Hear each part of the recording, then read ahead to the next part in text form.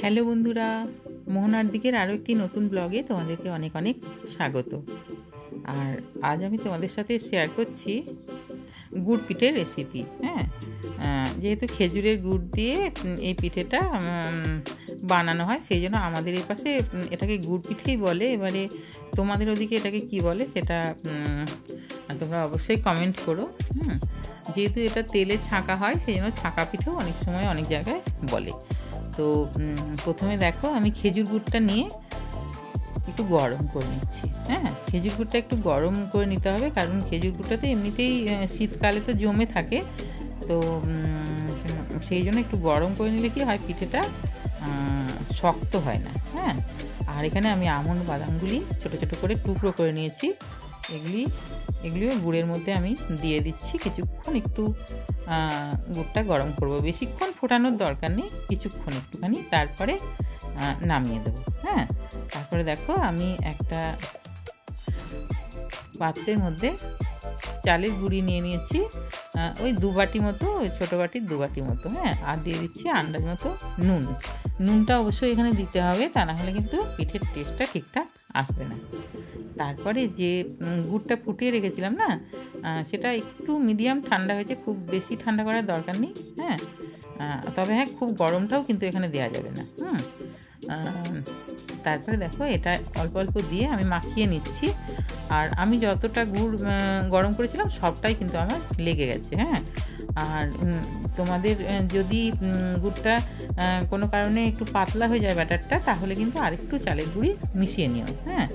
আর আমার কি বলো তো, পাতলা হয়নি, আমার একটু বরঞ্চ ব্যাটারটা একটু মোটা হয়ে গেছিলো, ওই জন্য আমি খুব সামান্য একটু ওই হাফ কাপ মতো একটু জল মিশিয়ে নিয়েছিলাম ওই কড়াইটা ধুয়ে আর কি। কড়াইটার মধ্যে একটু জল দিয়ে একটু মিশিয়ে নিয়েছিলাম। তো তা না হলে ব্যাটারটা ভীষণই এতটাই ঘন হয়ে গেছিলো যে ওটা দিয়ে পিঠে বানানো ভীষণই অসুবিধা হতো। দিয়ে দেখো, এইভাবে আমি ভালো করে একটা ব্যাটার বানিয়ে নিয়েছি। আর তারপরে তেলটা প্রথমে গরম করে নিতে হবে, তারপর কমিয়ে দিতে হবে। প্রথমে কিন্তু গরম করে নিতে হবে, তা না হলে পিঠেটা ঠিকঠাক হবে না। আর প্রথমের পিঠেটা তো একটুখানি ভালো হয় না, প্রথমের পিঠে সবসময় একটু ডিফেক্টেড হয়। তো দেখো, প্রথমেরটা একটু ভালো করে, খুব একটা ভালো ফুলছে না। আর যেহেতু শুধু গুড় দিয়ে এটা চালের গুঁড়িটা মাখানো আছে, সেই জন্য একটু তলায় কিন্তু লেগে যাবার ভয় থাকে। তবে আমার ব্যাটারটা বেশ পারফেক্ট হয়েছে বলে দেখলাম যে না, তলায় লাগেনি। অনেক সময় কী হলো, তো ছাঁকতে গেলে কড়াইয়ের তলায় একটু লেগে যেতে পারে। তো যাই হোক, পারফেক্ট হয়েছে বলে মোটামুটি লাগেনি। আর এই পিঠেটা কিন্তু ভিজে চালের গুঁড়ি দিয়ে বানাতে হবে, শুকনো চালের গুঁড়িতে হবে না। এটা হচ্ছে, প্রথমে আতপ চালটা আমি ভিজিয়ে রেখেছিলাম, তারপরে 4 ঘন্টা মতো ভিজিয়ে রাখলেই হবে। তারপরে এটাকে একটু ছাঁকনিতে জলটা একটু ছেঁকে নিয়েছি কিছুক্ষণ, তারপরে মিক্সিতে গুঁড়ো করে তারপরে একটা চালনি দিয়ে চেলে নিয়েছি। এইভাবে গুঁড়িটা কিন্তু বানাতে হবে। এইভাবে না গুঁড়িটা বানালে এই যে গুড় পিঠেটা, এটা ঠিকঠাক হবে না। এমনি যে বাজারে যে চালের গুঁড়িটা কিনতে পাওয়া যায়, সেটা দিয়ে আমি একবার বানিয়ে দেখেছিলাম, ওটা ভালো হয়নি। ওটা একেবারেই ফোলেও না, আর এরকম মুচমুচে ব্যাপারটাও আসে না। আর এইভাবে, আর যদি এটা গোবিন্দভোগ চালের গুঁড়ি হয়, তাহলে তো আর কথাই নেই, সুন্দর একটা টেস্ট আসে। ওটাও আমি মাঝে মাঝে করি গোবিন্দভোগ চালের গুঁড়ি দিয়ে। তো আজকে কিন্তু এটা এমনি আতপ চাল যে পাওয়া যায়, সেটারই গুঁড়ি।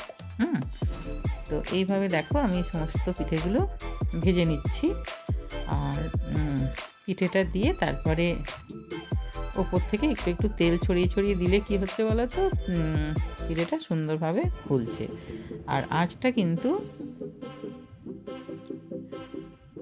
মিডিয়ামেই থাকবে। খুব বেশি আঁচটা কিন্তু বাড়ানো যাবে না। আর একটু এরকম একটু মোটা ধরনের কড়াইয়ে বানালেই এটা ভালো হয়। কী বলো তো, এমনিতে যেগুলো ননস্টিকের যেগুলো আছে, সেগুলিতে বানালে কি হয়, এগুলি খুব পুড়ে যাওয়ার ভয় থাকে। তো সেই জন্য এই ধরনের কড়াইয়ে বানাবার চেষ্টা করো তোমরা। তো দেখো, বেশ একটা সুন্দর কালার এসছে। আর আঁচটা বাড়িয়ে দিলে কিন্তু এটা পুড়ে যেতে পারে, যেহেতু পুরোটাই গুড় দিয়ে বানানো আছে, তো সেই জন্য গুড় দিয়ে যেহেতু ব্যাটারটা তৈরি করা আছে, সেই জন্য। আর সময় করেই করতে হবে। হ্যাঁ, যে কোনো পিঠে বলো, রান্না বলো, সব কিছুতেই তো ধৈর্যটা দরকার। ধৈর্য না হলে তো হবে না। তবে এগুলি কিন্তু খেতে ভীষণই মুচমুচে হয়। এমনি পোয়া পিঠেগুলো আমরা যেগুলো বানাই সেগুলোতে কী বলো তো, সফটনেসটা বেশি থাকে, কিন্তু এটা ভেতরটা সফট, কিন্তু ওপরে বেশ মুচমুচে একটা ব্যাপার আছে। ওই জন্য ভীষণই একটা টেস্টি পিঠে এটা। হ্যাঁ, আর যেহেতু খেজুর গুড়ের একটা সুন্দর গন্ধ আছে, সেই গন্ধটা তো যাচ্ছে, আবার এখানে যে ড্রাই ফ্রুটসটা দিয়েছি তোমার, আর অন্য ড্রাই ফ্রুটসও তোমরা এখানে দিতে পারো, কাজুও দিতে পারো। তো আমি এখানে আমন্ডটা দিয়েছি।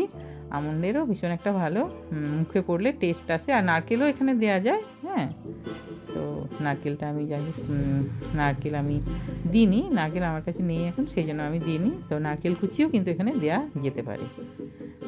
তো এইভাবে দেখো ছিটিয়ে ছিটিয়ে তেলটা দিচ্ছি, তাহলে কি হবে, ওপরটাও একটু মানে হয়ে যাচ্ছে। হ্যাঁ, উপরের দিকটাও হয়ে যাচ্ছে আর ফুলছেও একটু।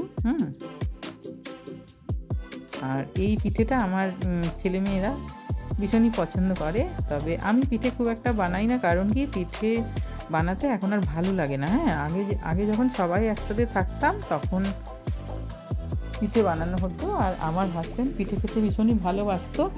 তো হাজব্যান্ড যবে থেকে আমাদের ছেড়ে চলে গেছে, তো উনি 2020 সালে আমাদের ছেড়ে চলে গেছেন। তো তখন থেকে আমাদের বাড়িতে পিঠে বলো সেইভাবে আর কিন্তু পিঠে দিতে আমরা আর বানাই না। হ্যাঁ, আর ভালোও লাগে না।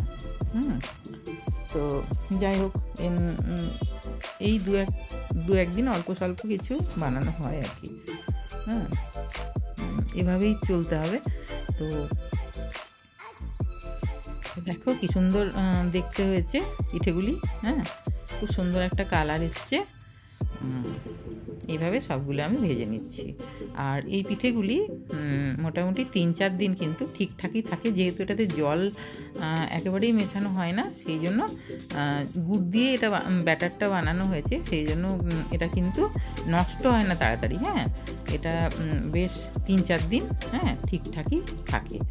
তো আর খেতে অসাধারণ হয়, বাচ্চারা তো ভীষণই মানে পছন্দ করবে এটা। আর বড়দেরও ভীষণই পছন্দের একটা পিঠে। তোমরা অবশ্যই এটা বাড়িতে ট্রাই করো। হ্যাঁ, আর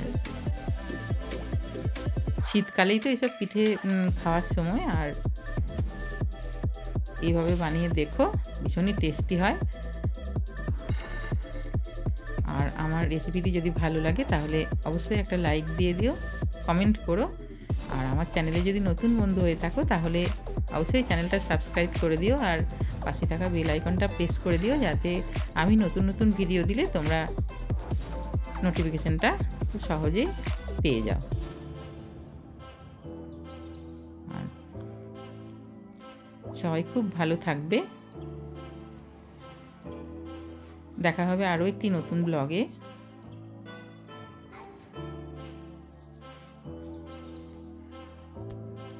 বাই।